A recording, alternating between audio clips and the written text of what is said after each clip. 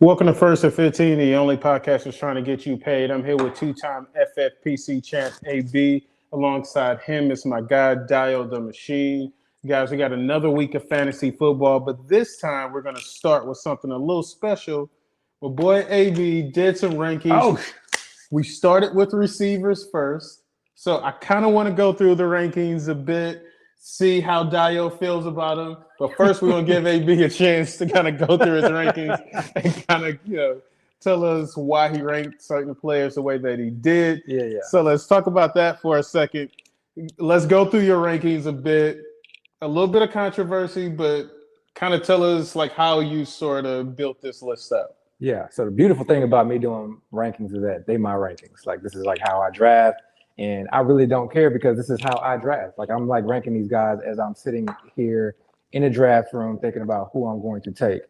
I think fantasy analysts, people who do this for a living, they have to take a lot of things into account as far as their rankings. And obviously that gets put out to the public. So, this is more so an exercise for me just to sort of kind of help me out when I'm on the clock. But then also so I can try to understand, where I have certain guys, where I feel comfortable drafting certain guys. Are there certain guys that I need to, add to my queue in certain drafts as far as, making sure I increase my ownership percentage? Because there are plenty of guys that we're still in June? Yeah. Plenty of guys that I'm high on or that I like, but that I may not have the ownership or be at the ownership level that I want to be at. And we all play this game very differently. So for me, I am sort of kind of all in on, trying to kind of hit home runs. I'm really trying to just limit my player pool as much as possible. So I really don't think my rankings are really all that controversial or all that different. A lot of this is just like the ADP, the marketplace kind of, things are set very early in the year. There's not a lot of information. We still got training camp to go through, preseason games. Guys may get hurt. Guys may get cut. You keep bringing up Keenan Allen in the group chat. I think that's definitely a guy that. I brought up Keenan Allen. Okay. I actually forgot all about him. So you just mentioned just now. No, you brought him up. You were just in general bringing up guys that he was unsigned, like Amari. Yeah. And so there are guys that have not signed that when they're not signed, they're just out of sight, out of mind. But not only are they out of sight, out of mind, we just think automatically those guys are just done. I'll say this: if either of those guys we just mentioned signed, I don't think they're cracking this 36 that you have listed. They're cracking the 36, but. I mean, you draft more players in this. I mean, sometimes you're in drafts and, they go 60 deep in wide receivers being drafted. So all that being said, honestly, I mean, I don't really feel like these are all that controversial, Chase number 1, Jefferson number 2, CeeDee Lamb number 3. I think that's pretty chalk. You can kind of adjust that. The next tier for me, I'm pretty high on Brian Thomas this year. I'm really just buying in on the Liam Cohen offense. I'm buying in on him being in a slot second year. It's a lot though, to buy in on. When I'm ranking or when I'm trying to choose a player in a draft and determine who I want to, click the button on, I start to thinking what ifs. And if there's too many what ifs, what if this happens, what if this happens, what if this happens, or I need this to go right. The more what ifs, the further the player sort of kind of gets moved down the board. And I think that's just common nature. That's just how the marketplace sets itself. So with Brian Thomas, to me, the biggest what if is Trevor Lawrence in that offensive line. So I think the offensive line is improved, and I think hopefully with this new OC/head coach in, Trevor Lawrence will improve. But still a big what if. Next, Puka, the big what if there is Devontae Adams. What does that look like?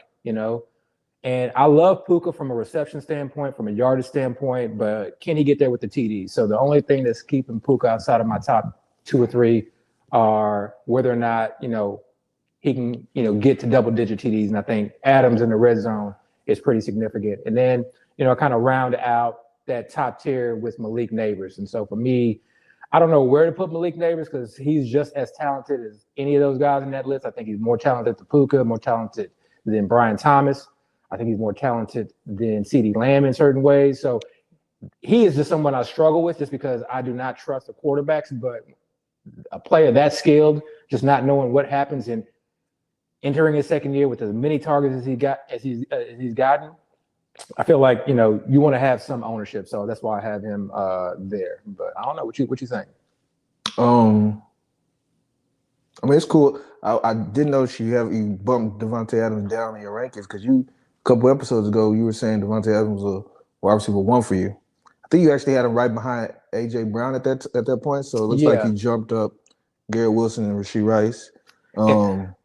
And so right now, I actually have Devontae Adams above Rashee Rice at number 12. If I had to update the rankings like at this very second, but yeah, it's very close. It's very close. But I mean, I still think that's like ahead of the markets for the most part. I think people are starting to talk about him a little bit more. My love for Devontae Adams, again, not to go into it, is I not only think he can get there from a receptions and yardage standpoints. That offense is very, very narrow when it comes to target share and target percentage, but I think he can get there in the red zone. And right now, I look at that offense, and I think people forget. I want to say this is just off the top of my head. I think Demarcus Robinson led that team in either touchdowns, indoor touchdown, or red zone targets. I just oftentimes remember damn, Demarcus Robinson really doing his thing in the red zone. And when you think about it, Kupp obviously wasn't himself. Maybe Puka was injured at times, but I just feel like Devontae Adams in the red zone is something that this team is going to love. And I don't really see a major threat there, outside of obviously they can, give it to the running backs. So. I mean, when we talk about rankings, how close do you stay to these rankings, in general? Obviously you're a volume drafter, so there's going to be some fluctuation. Let's get to the juicy or the, I guess the controversial parts. So how close do I stick to these rankings? Look where I have Chris Olave. I have Chris Olave as a top 24 wide receiver. I think he's I have him right now at number 22. So he's one of my highest owned wide receivers. I can't stop drafting him in the 6th round. Yeah. And I would technically probably draft him earlier, but I just know you can get him in the 6th. At times you see him fall to the 7th. I think I've seen him fall to the 8th round at times. And to me, I get what has happened over the last few years, and people talk about Rashid Shaheed and things I just think it is you just have to start from anew. It's a different offense. And this is no knock to Shaheed, and I think Shaheed could definitely, exceed value, but this is a new offense. We are starting from anew. New offense, new quarterback with new tendencies, new offensive coordinator, new head coach with new tendencies. They have a certain way of running things. And I just, especially now that I've been kind of getting into Dynasty, it's just interesting to see how high we can be on a player when they come out of college, and even in that 2nd year, they're going to break out, and even potentially in that 3rd year. And then when things happen, concussions, just sort of kind of a team falling apart, just, at the O-line with a quarterback, et cetera, we just completely disregard this guy, and this guy can't do anything.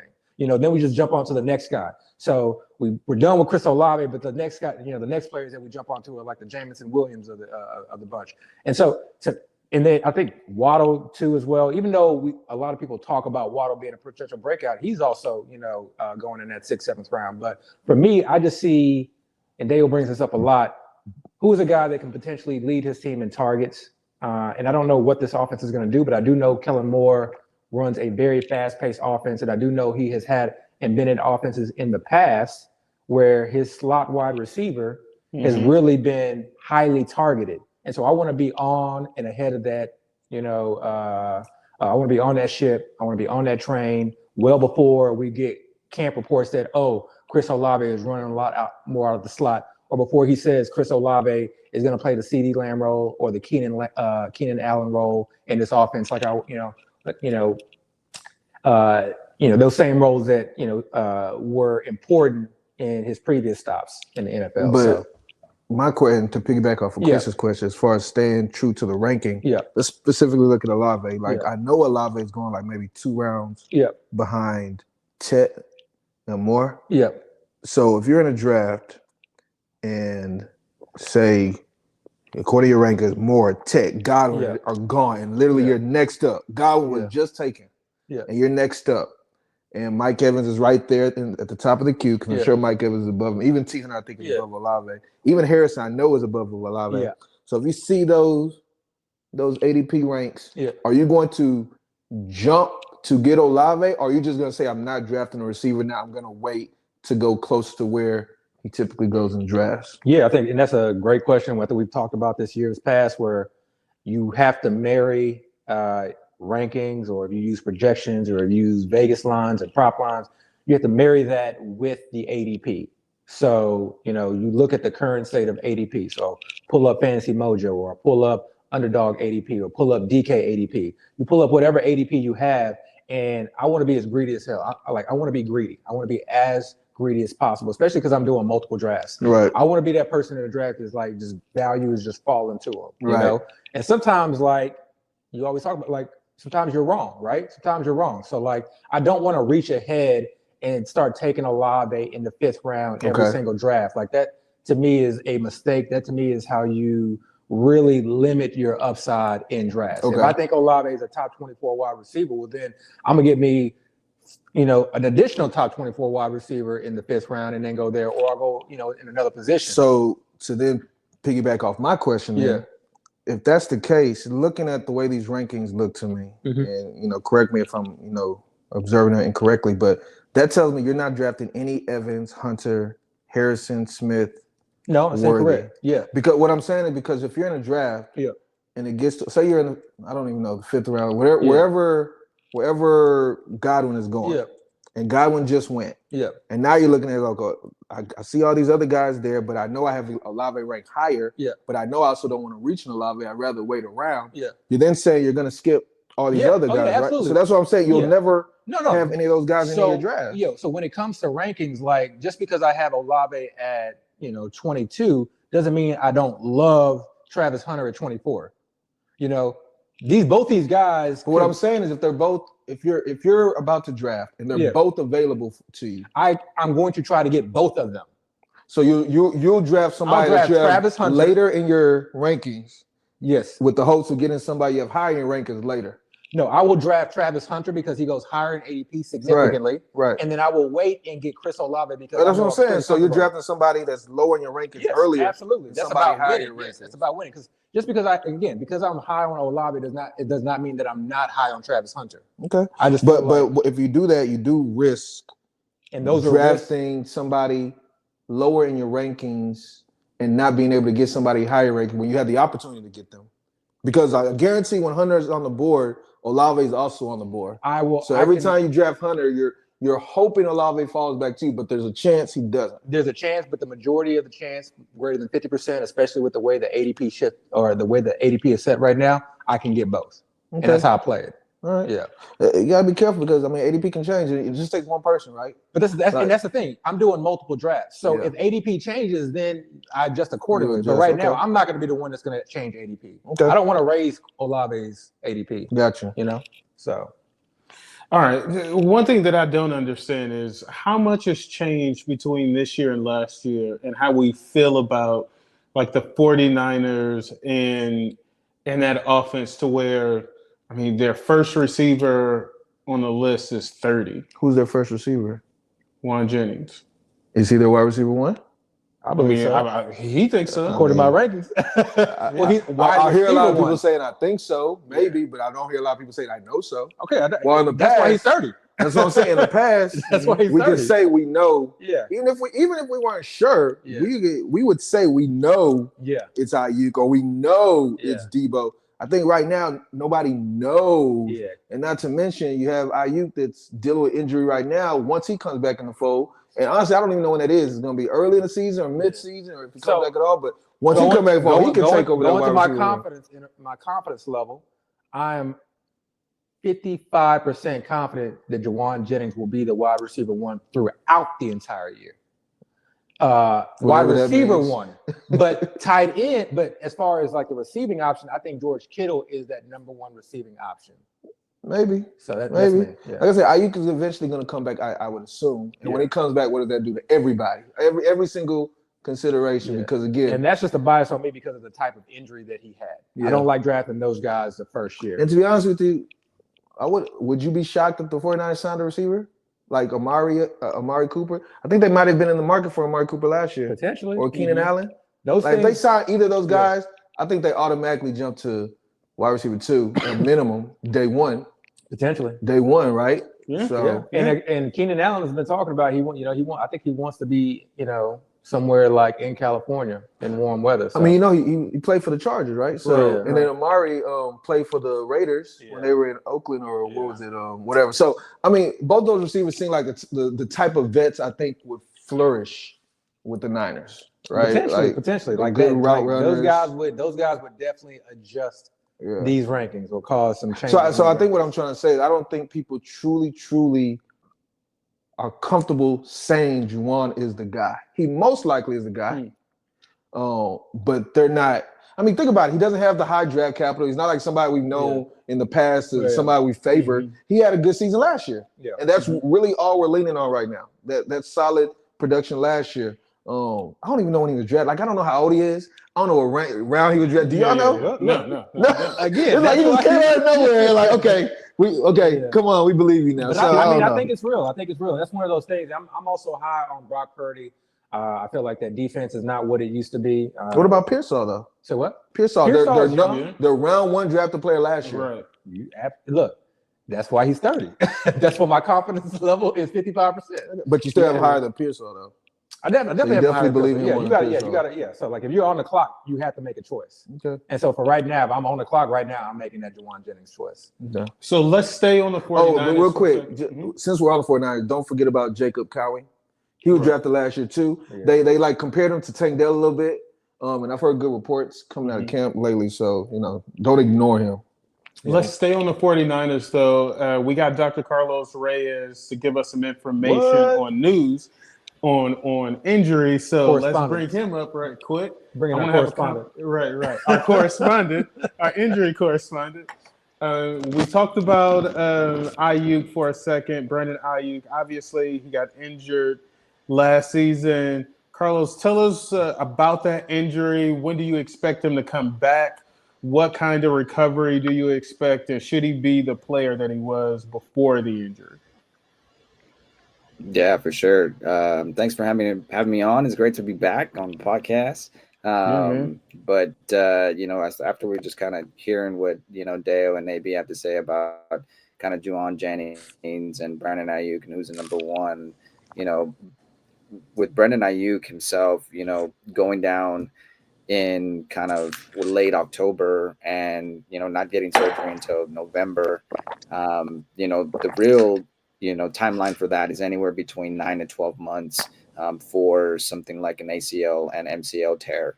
Kyle Shanahan and John Lynch have already kind of been speaking about how well he's doing in rehab, and he hasn't had any setbacks per se. There's already kind of video of him within the minicamp and just kind of floating around with the wide receivers themselves.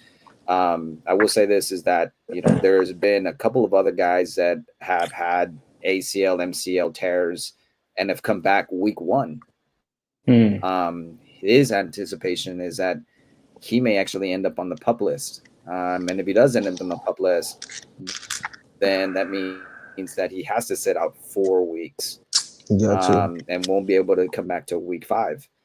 The other individuals that actually they came back into, from week 1 was Chris Godwin back in 2022, Cooper Kupp as well. But when Cooper Kupp came back, he actually came back and he was wide receiver 4, didn't miss any games for that fantasy football season. It was full PPR. When Godwin came back in week 1, he actually had a hamstring strain in week 1 due to, I think, some of the difficulties of coming back from a significant injury like that too. And so I think they're going to kind of play Brandon Ayuk a little bit more closer to the vest, knowing that they have, like Dale was saying, Pearsall and Jennings, and maybe looking at adding a veteran wide receiver later on. But I do think that he has a shot. Yeah. It's not out of the table now that he could be back week 1. And I wouldn't be surprised that he is pushing for that type of timeline. All right. So, I mean, like if he's expected, so if you think that he could be back week 1, without being in camp, all off season. I mean, should we really expect him to be the same player? If he comes back, feet to the fire. When is he going to be back? And let's just say 90%. Definitely a wrench into things. Specifically 90%. That's what I want to like he said, who's going to be the wide receiver 1 for the 49ers?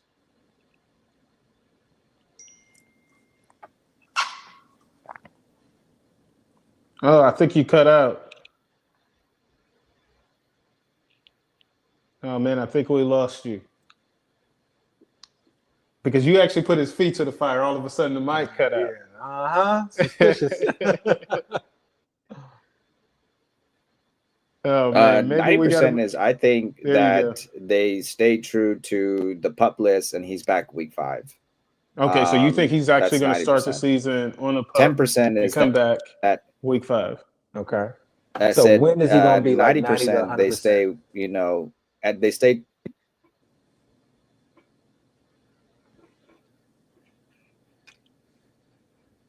Oh man, I think he went out again. Can y'all hear me now? I think it went out again, man.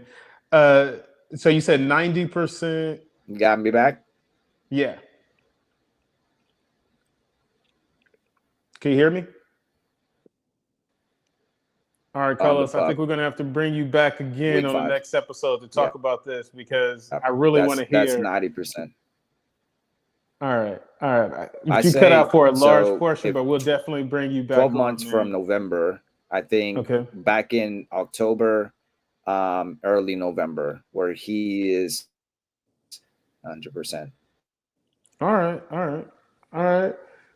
So like he was a bit conservative about it. He said towards the end of November, December. Yeah. So Carlos, man, thanks for dropping in. We definitely got to have you back on the pod. There's a few more injuries that we want to talk about. Yeah, a lot of that was kind of cut out.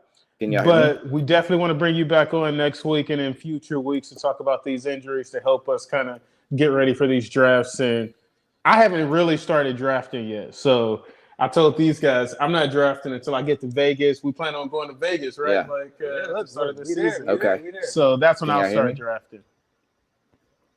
But appreciate it for stopping by, man. All right, guys. So speaking of drafts, obviously I don't consider myself a volume drafter. You guys draft, 10, 15, 50 leagues in a given season. You drafted 50 teams before. Not in. Well, you drafted 30 teams. Maybe a few years back. No, not like a couple years back. I think you had like 30 teams. Nah. Maybe more Dynasty. All right. I'm counting Dynasty too. Though. Oh yeah, I got a lot of Dynasty teams. Yeah. So the thing is, like, I think a lot of times, not FFPC though. Right. But like a lot of times when we do live drafts or like we read the comments, people sort of complain that maybe you're not staying so close to the rankings, or y'all will, like talk about a player but then pass on a draft. It's important to understand. I think, and I'm kind of saying this as a disclaimer, not so much as just a conversation. You don't like it, tough. No, but it's important because a lot of people talk about things, but like as someone who is not a volume drafter, like I want to stay true. Like I want to hear advice and then see people. That's why I don't do rankings. That advice. Honestly, that's literally part of the reason why I don't do rankings. Yeah. Look, I will tell you. Look, I am human. Yeah. Okay. You were on the clock, and I've like drafted Chris Olave 6 times in the last like 6 drafts. Mm-hmm. And all I'm hearing is people tell me how terrible he is. And all I'm seeing is like how low he is in people's ranking. Mm-hmm. At some point, doubt starts to set in a little bit. And I'm like, damn, like I am on an island here. Like maybe I'm wrong. Because look, I could be wrong. Like I'm clearly like on literally every single decision that I'm making, I could be wrong. Like this could be my worst year ever. I could like be in a massive negative based on all the decisions that I'm making. That is just like something that I'm well aware of. So yes, number one, like at some point, like, you're just like, all right, well, let me switch it up a little bit. Okay. There's that human element to it. I don't do that often because I'm just someone that's just very much like hard-headed, stubborn at times, which is a good and bad thing. But then also the biggest thing and the most important thing is like, we do a lot of drafts, so I do have to diversify. And again, having a player high in my ranking does not mean that I'm going to raise that player's ADP. That's exactly what I don't want to do. I'm greedy. Understand that I'm greedy for, like, number one, I'm greedy. I want the max value with all of my picks. If I can get a guy 2 rounds past my rankings or 2 rounds past just a market ADP, I love that. I want to take advantage of that. The last thing I want to do is have a guy high in my rankings and then bring up his ADP. You know, I do enough by talking about that, but there are plenty of like fantasy shows out there. There are plenty of high stakes drafters out there.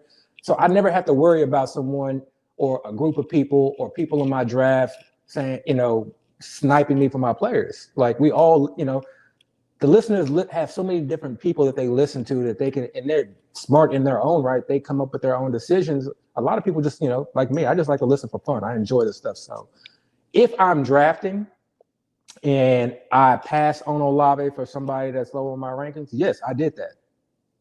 Come see me. Yes, I did that. Okay. It's that simple. I know, because yeah, you get people like that DM or like in the comments, like, you gotta talk high about this player, you didn't draft him. Like, okay, like I mean, I can show you my ownership. Like if you want to see ownership, like I said, I don't even really care about the whole rankings. Like I've never been a fan of just rankings in general. I think it's a pointless practice. But like, so let's talk about it, right? So if I have 2 guys ranked, if I was doing rankings, I got 2 guys ranked, and we'll keep it real simple. Wide receiver 1 and wide receiver 2. Yeah. Wide receiver 1, week 1 comes out. Wide receiver 1 scores 40 points. Wide receiver 2 scores 30 points. Yeah. Right? Mm-hmm. Week 2, wide receiver 1 scores 10 points. Wide receiver 2 scores 20 points. Yeah. Right? So more points in weeks 2. Like, who should be ranked higher in that aspect? One score more in 1 week, one score more in the second week. Like rankings is so like just straightforward to me, and I think it's way more nuanced. Every week is different. Yeah, matchups are matter. You know, we care more about how they produce near the end of the season and beginning of the season type thing, and especially in the tournament. So, like, what are we really doing when we're talking about ranking? So, for me personally, like again, look at the very top of the board. I still don't know how I have the top 3 running backs. Like, I like Gibbs. Yeah, I like Bijan. I like Saquon. So and I would draft all 3 of them. Now one draft I might draft one first, another draft I might draft a different one first. And I'm a big person about diversifying anyways. Yeah. Like I understand that there's a high chance I'm off on players. Mm-hmm. Like just because I have a ranked in 1, 2, 3 don't mean they're gonna turn out 1, 2, 3. And I know that. I know there's a chance it could turn out 3, 2, 1, you know, or 2, 1, 3, whatever. Yeah. So I want to put myself in a situation where it's like, okay, I am able to cover all, you know, considerations or options available. Now, if I like one, or if there's one that I'm leaning towards, I'm probably going to want to have a higher share percentage of that player. But at the same time, I know if I'm in 10 drafts and I like one guy and I'm taking him 9 straight drafts, and then the 10th draft comes, I would literally skip that player and just take somebody else because, again, I know I'm overweight already. Yeah. I know most likely I'm wrong. And, you know, again, just for the sake of diversifying. So that's how I should. And I want to add some more context, too, especially to like my ranking and why I do rankings and why I have rankings in my head. And we draft very differently. Like he has like very much that what he just discussed. And I'm very much like, no, I'm going to find a guy that is going to be the league winner. And I want to be overweight. And if I'm wrong, so be it. So when I'm doing my rankings, that's literally what I'm thinking with my rankings. So when I have Brian Thomas number 4, it's because I want to have a ton of Brian Thomas because I feel that he can be the overall number 1 wide receiver, you know, or has a higher chance than the guys that are ranked below him. So I want to be way overweight on him, you know. Same thing with my running backs. Like whenever I come up with my running back rankings, those rankings are based on like the probability that I feel like this guy could be the number 1 overall. And make no mistake of it, I want the number 1 overall because the number 1 overall running back, the number 1 overall wide receiver, or at that position, number 1 overall tight end usually, sometimes just like laps the field. Sometimes that guy is so significant that if you didn't have him, you weren't going to win your tournament. You weren't going to win your league. Like if you didn't have Jamar Chase, you were so far behind. If you didn't have Saquon Barkley, you were so far behind. And then if you had Jamar Chase and Saquon Barkley, which were feasible in almost like you can say 60 to 7% of the drafts that people were going, you would have just destroyed leagues. And the more you drafted that combination, altering all the different players, you would have won. Like obviously we don't know who those players are, but that's just where it comes down to like how you draft. But that's like, the thing. You just said it. Like we don't know. Like but that's the difference. Those two players, Chase and Barkley. Yeah. Nobody was looking at either of those players last year. I mean, maybe something. Well, maybe not because Chase was going through a contract dispute. Some people were. Last year, nobody was looking at like, man, this is the wide receiver one. Some people were. This is the running back one. Like they were debatable. They were debatable. Like you can discuss the pros and cons for each of those players, and just like you can do for pretty much everybody in the first round, just like you can do now for pretty much everybody in the first round. So I mean, it's always hindsight 2020. But when you're in the midst of it, like nobody last year was stomping the table saying Barkley is gonna break fantasy football this year and he should be the top running back drafted, or Chase is gonna break fantasy football and he should be number one wide receiver drafted. Like again, people have their preferences and they like the talent, but nobody's for sure or nobody's certain. Once it plays out a certain way, okay, then you can be like, yeah, your priors can be confirmed, but again, that's the difference between drafting that way and drafting this way is I want to take that stance. Right. And then if I'm wrong, I live with those results, But again, like kind of goes back to diversifying. Like I want to diversify, but I don't want to diversify a significant amount. I'm not diversifying just to diversify. I don't have this large tier and then I want to have equal shares. I have my ranks and I want to have way more of this guy and then I want to sprinkle in some of this So guy. when you make your ranks, do you think you're seeing something personally that the field is not seeing? Yes. And it's not a cocky thing. This is like I'm pretty cocky. This is like why you play fantasy football. This is like you play fantasy football to prove that you're better, or right? But there's only so much information we can have. And in reality, let's be real, right? Yeah. Let's be real. We can have even all the information, but we're still trying to predict the future. That's what at the end of the day, that's what we're doing. Like nothing in the season has played out yet. I don't need to be 100% right. I don't need to predict the future. I just need to predict the future better than the people that I'm playing against. I'm just saying. I'm not saying you have to be 100%. I'm just saying what we're doing is we're trying to predict something that hasn't occurred yet. No matter how much information I'm not putting my house mortgage on the fact that I'm going to be right. What I'm saying is, with that being the case, things can play out a million different ways. Of course, right? But if I take that stance, then I might as well just go on an auto draft in every single draft. I told you I don't think that's a bad strategy. Okay, what did I say that? What did I say that yesterday? I don't think it's a bad strategy. And look, and again, like that's just different like types of drafting. I'm not saying that that's wrong.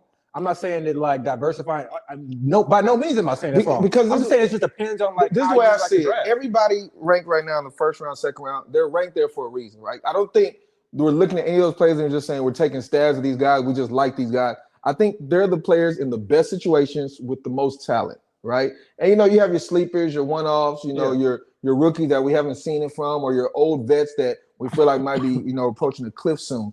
But in reality, those first 1 to 2 round players, like everybody can look at it and understand why they are there, and right? Pros and cons. And if the season plays out a certain way, like we had an episode a few weeks ago where we talked about who is drafted outside of the first 2 rounds that can end up being wide receiver 1. So that lets us know that even though we see it a certain way now, we also understand and are cognizant of the fact that there's a chance it can play out very different than what we're seeing at it right now. But that's the whole purpose of my ranks, though. It's so that I can figure out, okay, I have a player or I'm high on this player and I'm looking at the market.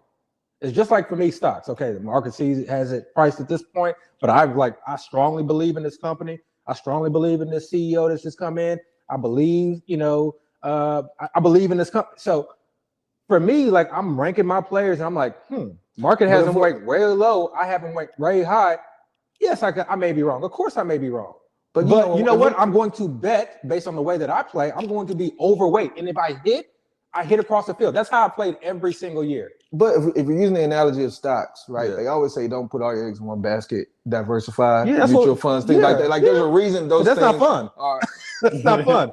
Just like well, it's fun. Look, it's just like crypto. Fun to me is winning. We had arguments about crypto. I don't want to talk about that. Fun to me is winning, but I mean, how many times like how like you that was a risky investment, but like you understand the risk. But the higher the risk, the higher the potential reward. Maybe. So the higher that like. But let me ask you this, right? Yeah. Let me ask you this. So you're so set on your guys, right? Your ranks, the guys you. But it's a large pool. Okay, whatever the pool, whatever those guys, right? You're so set on it, right?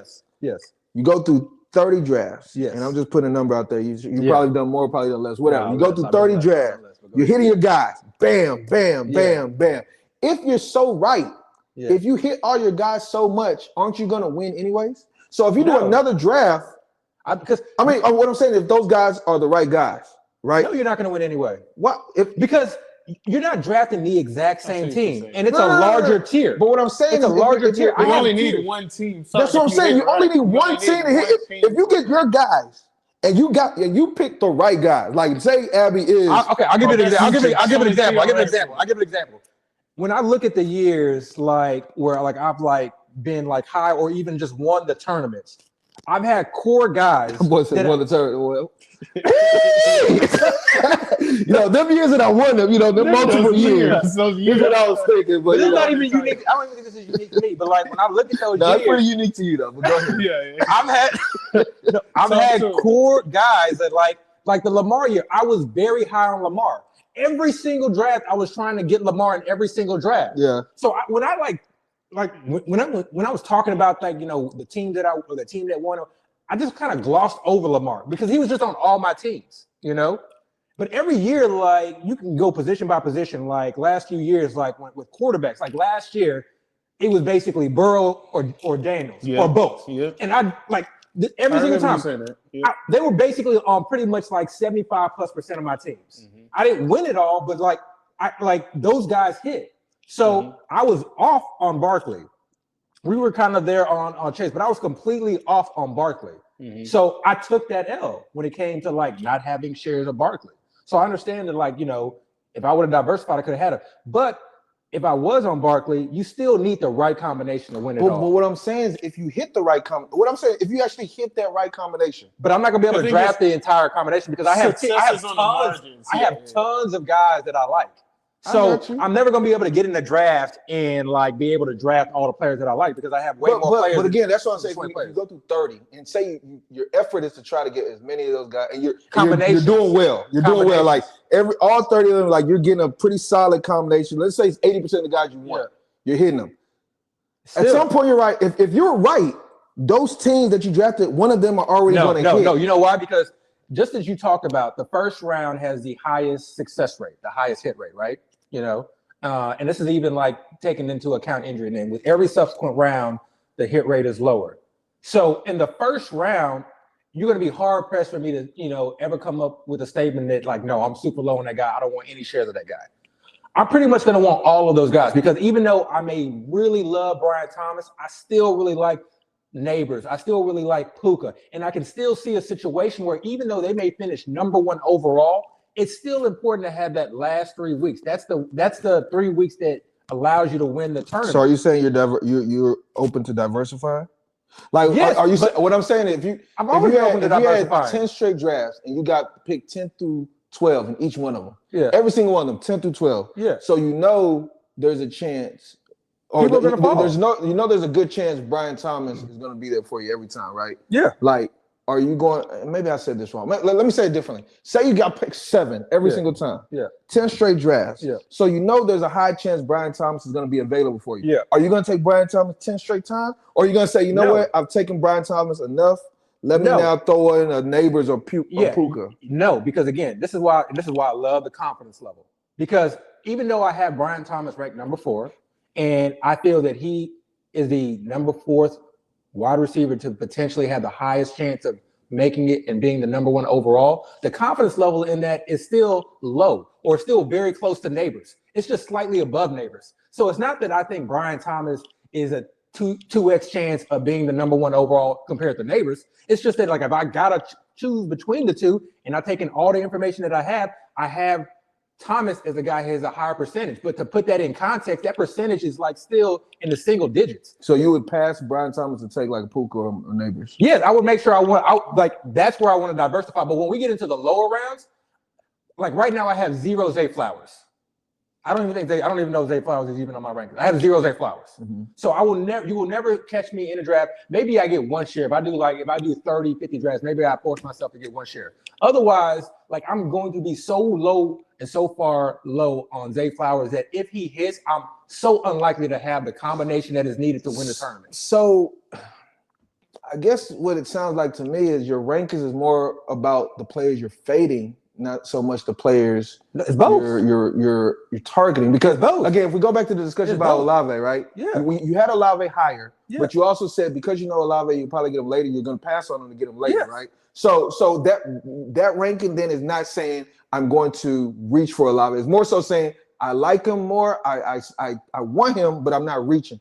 But at the same time, your ranking is also now telling me that if I don't have him ranked, I'm gonna just pass on that play.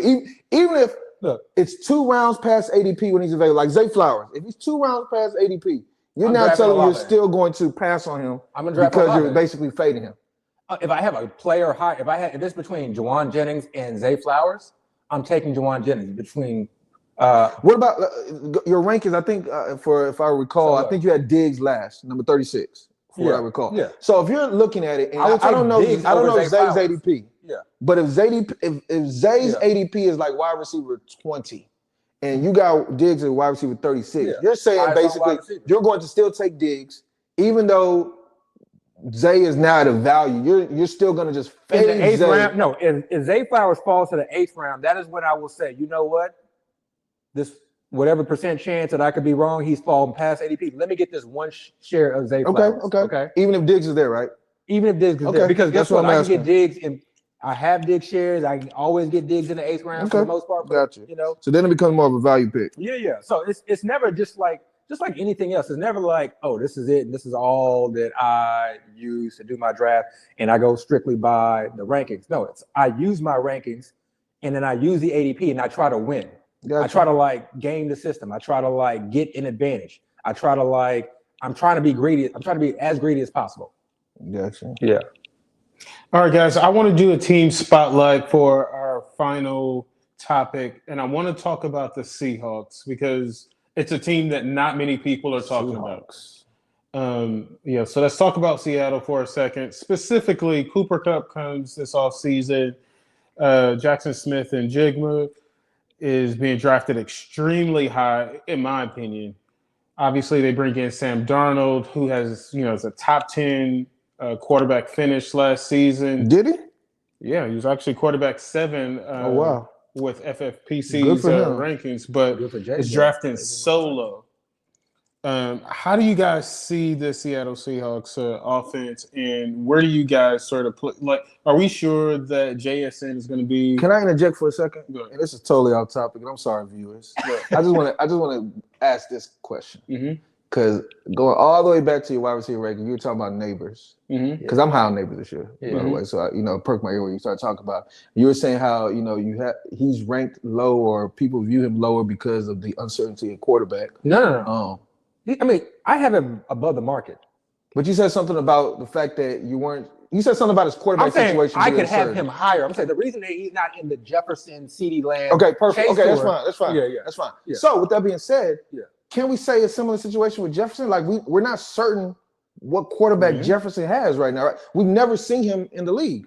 So it's a different offense. So it's one of those things. Is like I will never isolate a point.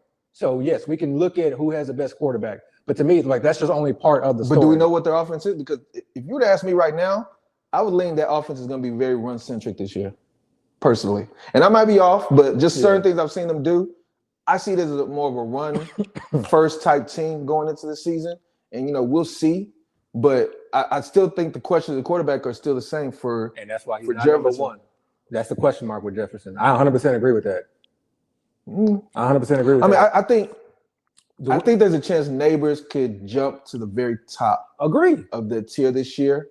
And absolutely agree. And if the quarterback is, the quarterback is important, but what if the quarterback actually excels? Like, what if we're underrated what the quarterback can do? And if that's the case, we're looking at Neighbors having a huge season. But you could say that exact same thing for the Vikings, and that's what I'm saying. And you could argue it stronger for the Vikings. The quarterback was taken higher in the draft. The head coach in the offensive system is the exact same. I'm not talking about Dart yet. I mean Dart, but not even Dart. I'm talking about just in general. The offensive system is exactly the same. And this is the biggest kicker for me is like that head coach and that offense has produced with so many quarterbacks in the past. I mean, 2, right? Cousins and Darnold. But again, it was limited time. But what's the guy's name? Nick Mullins. Nah. Nick Mullins was putting up 300+ yards games because he was throwing like 5 interceptions, like he had to. He's on the Jameis Winston. But anyways, I was just bringing that up because again, you had Jefferson number 2, Neighbors number 5 or 6. It's just something I put. But anyway, sorry, Chris, I threw out the whole show. My bad. Go back to the Seahawks. It's all one big tear to me. Yeah. No, let's go to the Seahawks for a second. Like, how do you guys see the Seahawks offense? I mean, it still has a lot of talent to me. I mean, obviously they lose DK, but they bring in Sam Darnold, who was a top 10 quarterback, finished 7th FFPC points rankings. Like, how do you guys see this offense? Do you think that Sam Darnold has turned over a new leaf, or do you think that was more of a product of that Minnesota offense? So, like, how do you guys feel about this Seattle offense? Yeah, I think they really want to run the ball. I think if you like, for me, when I take in like everything that has happened, when I listen to what the head coach said, when I listen, or when you see the offensive coordinator who got fired and the offensive coordinator who they brought in, and you listen to the pressers, to me, it seemed like that offense was very dysfunctional and passed way too much. Their head coach is a defensive-minded head coach. They're still trying to build that defense. Mm-hmm. And there were even talks last year about them wanting to run the ball more. So I think when you bring in a Kubiak, I think their main thing is running the ball and play action pass. So I think the offense is going to go through the running game. That doesn't mean that they're not going to pass or not going to be in situations where they're forced to pass, but I think that this offense is going to run the ball. And wherever he's been pretty successful. And I love what I've heard about Kenneth Walker. That's like, y'all know I love Kenneth Walker this year for that very reason. If he can stay healthy, big win. If he can't, it's going to hurt quite a bit. But I think it's going to go through Kenneth Walker. I think it's going to go through that running game. Obviously, Charbonnet will get his and be there if Kenneth Walker's hurt. Question, I think that we're all trying to figure out is what's going to happen in that passing game. So I do think JSN is going to be the number one. My issue is not necessarily what his role is going to be, because I think he's going to be the number one and be utilized like it. So I think that'll be involved, whether it's lining up in the slot, lining up out wide. I think, honestly, they're probably going to run a lot of 2 wide receiver sets. I think he's going to be the number one target. The question, though, for me is, how much volume is he going to truly get? Mm-hmm. And so when I'm doing my rankings, my rankings aren't projections. If I were doing projections, I'd probably have JSN higher, mm-hmm. But my rankings are based on, what is the chance that this guy can significantly surpass his ADP? So I just don't like where I have to take JSN in drafts, which is around that 2 or 3 turn, especially in FFPC. For me, I feel like there are a lot of other guys that go after them. Mm-hmm. that goes after him. They could either, break into top 4, top 5 running back, or break into top 4, top 5, or top 10 wide receiver. And I'd prefer to go after those guys because I just feel like his upside to me is capped, and that's what worries me. I think he's more of a later round, 3rd round pick than a 2-3 turn type mm-hmm. wide receiver. That's just mm-hmm. me though. How do you feel about JSN, and how do you feel about this Seattle Seahawks offense? Also, keep in mind, but you say that his ceiling is kind of capped. We saw what he was with DK there. DK leaves. Yeah. Obviously, DK was more of a red zone target for that offense. JSN only scored 6 touchdowns, which is kind of low considering that he was still a top 10 receiver. If he can score more touchdowns, that gives him a bit more upside and could potentially, leave him as top 2 or 3, to be honest, if he can score 4 or 5 more touchdowns. Yeah. Well, they also lost Lockett too, so they lost their top. I don't even know if they were top 2 receivers, but at least two receivers they've historically had that have been successful with the Seahawks. But I do think I agree with Abby. I do think they want to run the ball this year. I'm just not sure how successful they're going to be running the ball. I don't know if they've really done a lot of things this offseason to put themselves in a better position to run the ball. I know they drafted a lineman with the first-round pick, I think 18th pick, Maven, something like that. Greg something, but he was an offensive lineman. So that's good. But besides that, like they didn't really bring any major blocking receivers. Cooper Kupp, I guess, can block, but he's also super old. Lost DK, who was a great blocker. The tight end they drafted, he's not much of a blocker. He's more of a athlete. Good size, good speed, can catch the ball, but I don't know how well he is as far as the blocking game. The tight end they have Noah Fant. I don't know if Noah Fant is that great of a blocker. Like they got Jake Bobo. They brought in MVS. MVS is not a blocker. Puka's been a pretty good blocker. I mean, yeah, he has in the past, but also we're not talking about a guy in his 30s. So I don't know if they really done anything to really solidify improvement in the run game. But again, I know they're going to try now. The question is, even if you try, are you going to be able to sustain it? Like, if you look at that division, I might say they're the worst in the division. I might be wrong, but I think the 49ers and Rams clear them easily. It's really more about whether the Cardinals are better than them. If they are, then that team might be a team that's going to be forced to pass the ball a lot, whether they like it or not. And then, not only that, we like Kenneth Walker. I like him. I like him a lot this year, but I also am very cognizant of the fact that he always gets hurt. Every Seems like he's season. hurt now, I think. It might be hurt now. I wouldn't be surprised. He got hurt while we were talking. So, I wouldn't be surprised. So, the blocking scheme, though, is supposed to be better for him now. Maybe. Maybe, but, everybody always says that until it actually – there's, like, actual metrics on, like, he does better in a zone blocking scheme than a gap scheme. What I'm saying is, like, everybody says they're going to try to improve. The linemen are going to try it, but we're not sure how good they're going to be at it. And, it's year one of that system, right? So – we'll see what happens, but I do think they want to block. I will say they also brought in not only MVS, but they brought in another receiver, Torrey Horton from Colorado State, maybe, like a tall, lanky guy, 5th-round pick.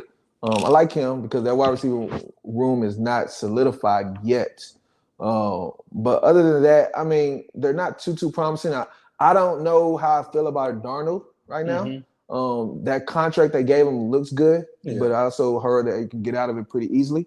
And then with Jalen Milroe there, I know everybody or a lot of people have some high hopes for him. If he ends up getting that job or, starting a couple games, he can change the whole dynamic of the offense. They say he has a little bit of Lamar Jackson, Jaden Daniels in him without the arm. So we'll see how it goes. Without the arm. Hey, man, he's from out here too. He's from Katy. Yeah. I don't know. Like I said, if I was targeting anybody on that team, it would just be Kenneth Walker. I don't even know how I feel about Zach Charbonnet because I feel like if you get him, you have to draft him high. And again, it's one of those situations where if Walker's not hurt, he's on your bench as a He just went at the 8:02 in the main event. Right, so he's on your bench as an anchor because I don't. Yeah. He doesn't seem like the type of player you can play without an injury to Walker. Like he's not the type of player I'm going to put in my lineup knowing Walker is fully healthy and starter. Unless I'm just totally desperate. And then they also got another running back too, Damian Martinez from Miami. Yeah. With all that being said, what would really make me excited if they just traded one of those guys. Yeah. Oh yeah, he may not make the team. Martinez. Who Martinez? Yeah, he may not make the team.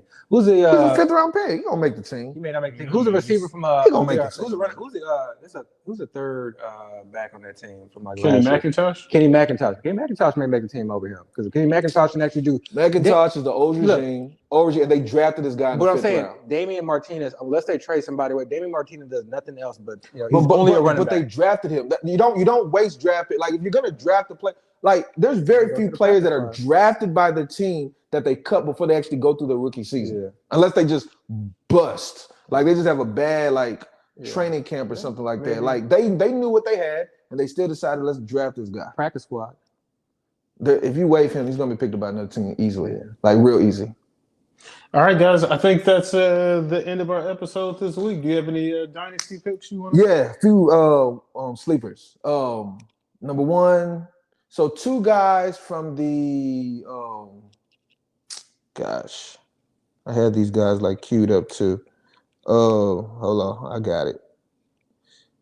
2 guys from the Jaguars. Sorry, that was it.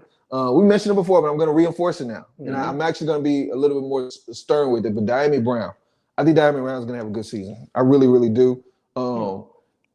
Everybody's so high. I mean, everybody understandably is high on Brian Thomas. I get that. But everybody's extremely high on Travis Hunter. And they're like, they're they're convinced of the role he's going to play. It's a hot topic debate. But if he does not play the wide receiver role heavy, the wide receiver that's going to benefit is Diami Brown. And that offense, just like Abby mentioned earlier, is a very exciting offense. Yeah, he had a great end of the season last year. Playoff run. Diami Brown, specifically talking about with the Commanders, was great last year. They gave him a 1-year, $10 million contract. So number one, they paid him nicely. Number two, to some extent, it's a prove-it contract. Still only 25. I want to say he was a second-round pick. He's only 25? Yes, he's a second-round pick like 3-4 years ago. Yeah. So it's somebody that had pretty solid draft capital. I think the Commanders wanted him back. And looking at what the Commanders are dealing with now, Terry McLaurin's holding out, and then Noah Brown just got taken away on a stretcher from practice. Like, who was there? He's going to be good. He might be good. I'm not saying he's not going to be. I'm just saying, like, who else is there right now? Diami would be the number one receiver on the Commanders on the field in practice right now. So that's number one. Number two, LaQuint Allen. 7th round pick, so very, very late draft pick. But his skill set from, was it Clemson? No, Syracuse. Sorry, Syracuse. The other orange team. I always get those. But he looks good from reports I've seen. He's already been getting reps with the first team, and everybody, obviously, the discussion all summer long has been Tootin taking over for Etienne or Tank Bigsby, and everybody just totally been ignoring LaQuint Allen. Again, this is a Dynasty discussion. If you got the room on your roster, just add him. He's free. I'm pretty sure he's on the waiver wire ready for you. And if he does something, that's going to be a great, great value. So those two, the Jaguars guys. The rookie tight end for the Panthers, Mitchell Evans. Everybody says he has a little bit of Gronk in him.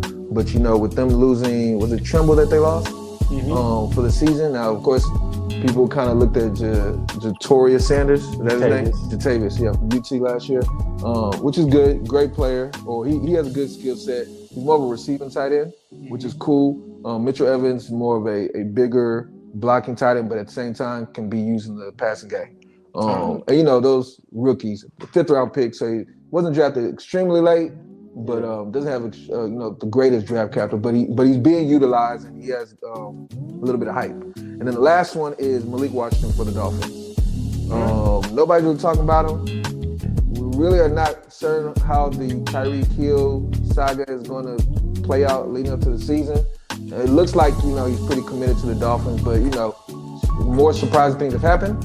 And Malik Washington did have a good end of the season last year. Now, albeit I don't think it was Tua, but one thing I'll never forget, if you think back all the way to draft season last year, because he's going to his 2nd year, when the Dolphins drafted him, and they do all those videos or those visuals of how the team reacted when they drafted. I remember the video when they drafted Malik Washington, and the coach McDaniel called him. I don't know if he called him, but they were talking about it. They were like how McDaniels had been begging the GM to draft him like 2-3 rounds earlier. And like every round that came out, he kept saying like, draft this guy. And then when they actually drafted him, he actually was telling Malik Washington, he's like, man, if you focus and you come ready to play, like we have a role for you on this team. And this is a speed guy, and I like Mike McDaniel's speed. It's like I feel like he knows how to utilize his speed player as well. So those are 4 speakers I got for you. All right, I played our outro music like 5 minutes ago. That's cool. That's all we got this week, guys. Please like, rate, subscribe. We're out.